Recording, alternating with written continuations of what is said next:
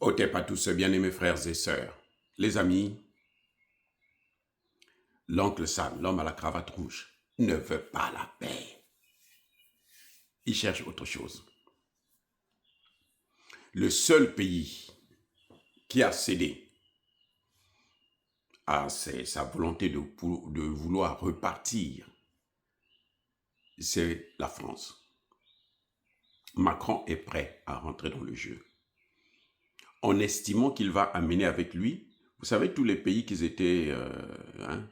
ont fait cette coalition-là, qui sont allés avec son... Comment vous appelez le porte-avions de merde, là? Charles de Gaulle, voilà. Le seul pays. Lui-même, Trump a dit, s'ils ne le signent pas, nous allons recommencer à bombarder. Mais l'un des points clés, c'est lequel de cet accord? C'est bien son proxy qu'il cesse de frapper le Liban. Oui, c'est la paix dans toute la région. Donc, quand DT rencontre le président égyptien, il lui dit que non, si ça ne marche pas, nous allons reprendre. C'est parce qu'ils ont déjà repris. Et je ne sais pas ce qu'ils vont signer, ce qui restera de la signature. Parce que s'ils signent, dans l'immédiat, il faut que ça s'arrête. Partout, pas seulement en Iran. C'est toute la région qui est impliquée. C'est toute une région. Ce n'est pas l'Iran, c'est toute une région. Voilà.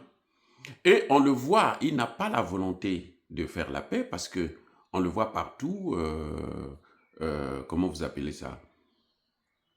Chercher des partenaires pour attaquer. L'Allemagne a posé des conditions.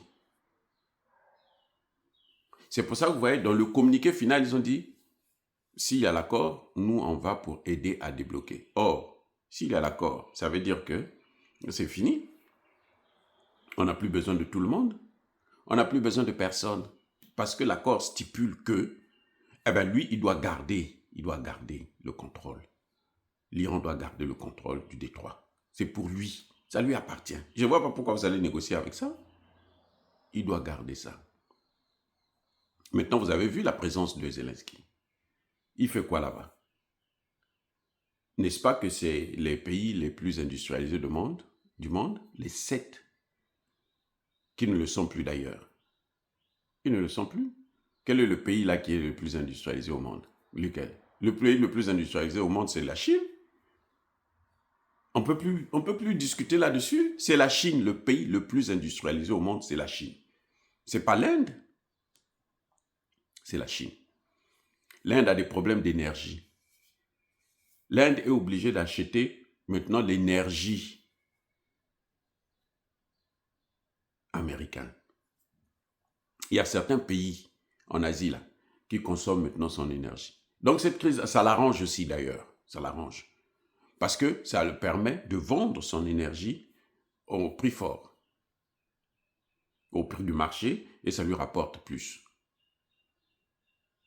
Parce que ce qui se passe avec l'oncle Sam, c'est quoi? C'est que son pétrole, même son gaz, là, c'est difficile à extraire. Ça coûte très cher.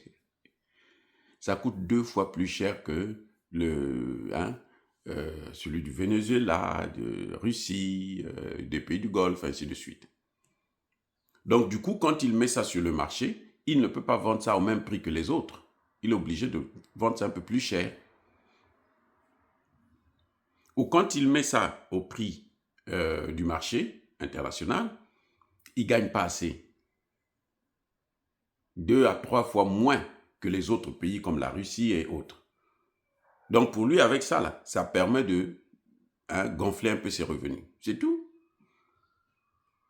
Et il estime que les pays d'Asie là, qui consomment, parce que là, les contrats qu'on est en train de consommer aujourd'hui là, ce sont des vieux contrats qui datent de 3 ans, 6 mois, et plutôt 3 mois, 6 mois, parfois même plus d'1 an.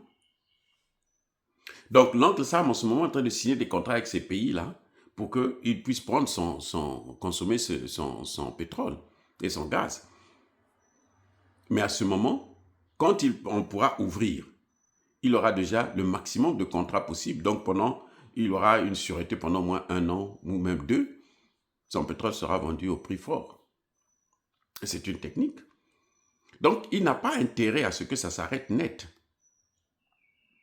Et puis, c'est trop d'avantages pour l'Iran.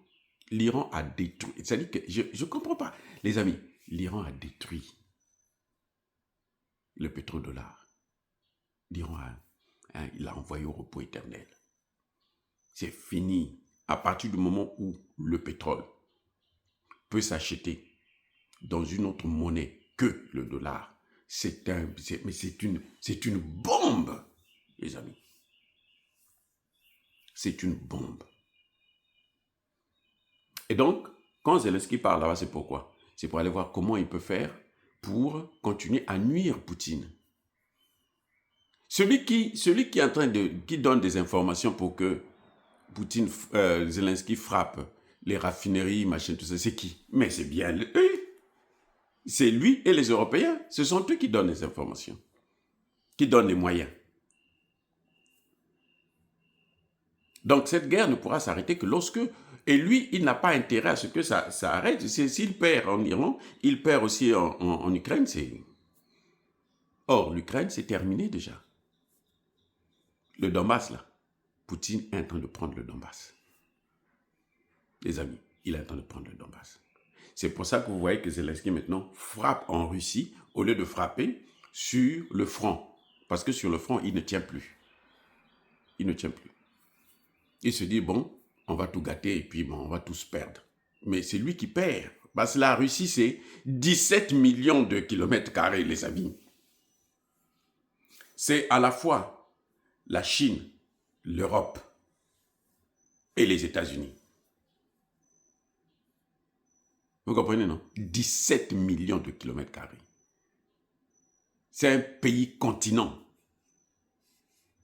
Je ne sais pas, chez nous, on voit un pays qui a 1 million, 2 millions, 10, c'est un pays continent. Non, non, non. Pays continent, 17 millions de kilomètres carrés. Avec 150 millions d'habitants. Vous voyez? Donc, ils peuvent détruire une bonne partie. Ils ont assez d'espace pour faire l'agriculture, pour faire ceci, pour faire cela. Et puis eux aussi, ils vont détruire ce qui restera de l'Ukraine. Ce que les Russes sont en train de demander aujourd'hui, c'est qu'on rase l'Ukraine. La population, hein, ils sont en train de faire des contests auprès de Poutine, c'est pour ça. Donc le gars, à l'OTAN, ils ont encore échoué. Parce il est parti là pour demander de l'aide militaire pour une intervention d'envergure. Les autres ont compris que là-bas, là, c'est un bourbier, ils ne partent pas. Ce qu'il a oublié, c'est que l'Iran, c'est plus de 3000 ans de civilisation. C'est pas la RD, c'est pas le, comment vous appelez ça, l'oncle Sam. L'oncle Sam, c'est 250 ans seulement. Soyez bénis, j'ai dit.